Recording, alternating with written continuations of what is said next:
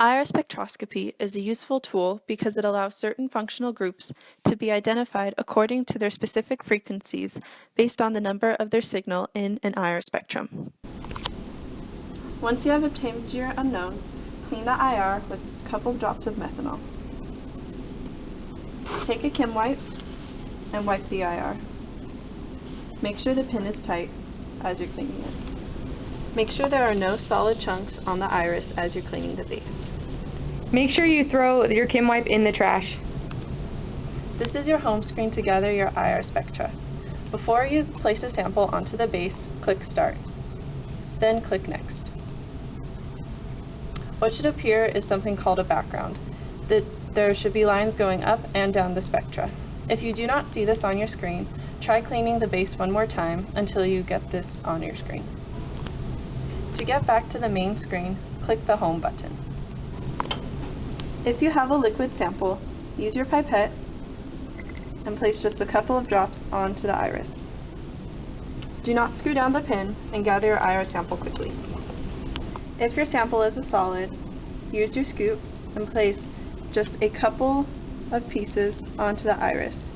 You do not need a lot, just enough to cover or have a little bit on the iris. Screw down the pin until you hear a click. Once you have your sample on the IR, click Start. Then click Next. You will see an example of your IR right here. It should not look like the background. Click Next.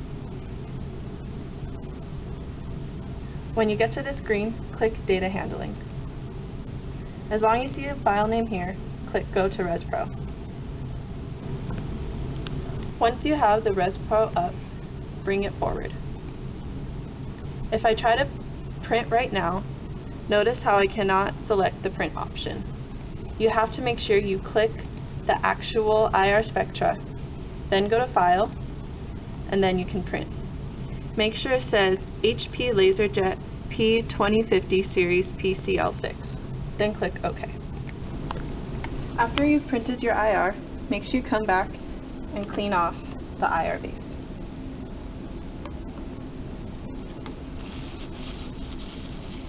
If you have a solid, make sure you do not leave any chunks on the base because it can mess up somebody else's data.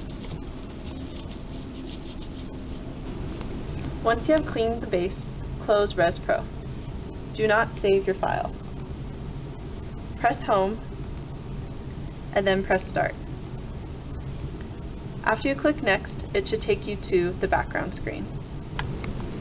If you happen to forget what you've learned in this video, there are instructions next to the computer for your convenience. So when you've printed your IR, you're going to have to determine what molecule you have. So here we knew that ours was already acetamide, and these two peaks right here between 3,000 and approximately 3,500 represent the nitrogen to hydrogen stretch absorptions.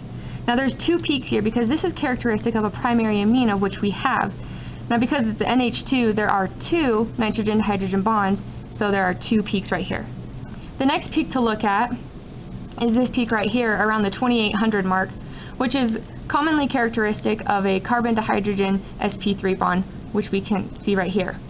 The last bond to look at is down here in this peak, and this is characteristic of a carbon to oxygen double bond around between 1600 to 1800 typically, and as you can see we have that right here. So from these characteristic peaks and knowing what they represent, we can tell that our molecule here is acetamide.